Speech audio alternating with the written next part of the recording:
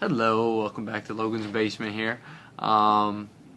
Okay, so lately I've been talking a bit about hip mobility and giving you different ways to work on improving that.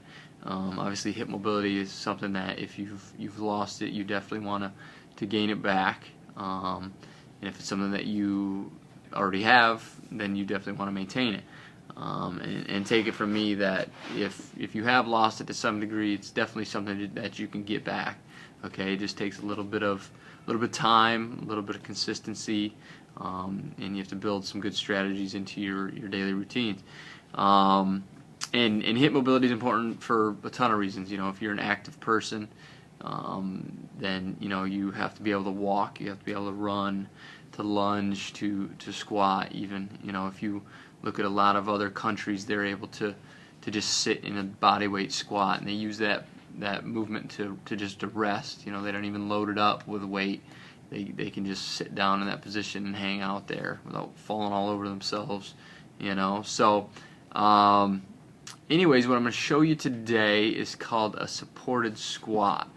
Okay, ideally, eventually I'd want you to just spend some time in a body weight squat. But a lot of us, because we've been plopped ourselves in chairs for days on end, because we work at a computer, a lot of us are real stiff in the upper back and real stiff in the hips, and don't have the stability to hold the body weight position. So the supported squat allows you to be able to do it with less stability needs. So what you will do is go up to something. You can use a door frame, you can use a bedpost, anything at weight height that'll support your weight. But what you'll do is you will stand about feet shoulder width apart, maybe a little bit wider. You can turn your toes out to about maybe 10-15 degrees. And what you're going to do is you're going to grab a hold of your support at about waist height. And what you're going to do is, with a neutral spine, you're just going to drop into a squat. Okay? And a lot of you may hit 90 degrees, and you may feel like this is as far as you can get. You may feel that tightness in those hip capsules. What you're going to want to do then is just sit there and just do some diaphragm breathing, and every time you exhale, just try to sink a little bit deeper into the squat. Okay? And eventually you'll want to get to where you can almost touch your butt to the ground. Okay? Another thing you can do is just, you can work on some cervical spine, a little neck mobility here. But I want you to definitely focus on is keeping a neutral spine. Okay? I don't want you hunching way forward, arching at the low back, but I also don't want you squeezing your back and trying to arch back. Okay? As far as your knees are concerned, I don't want them dipping in. I don't want them tracking out with the toes. So keep them in line with those toes.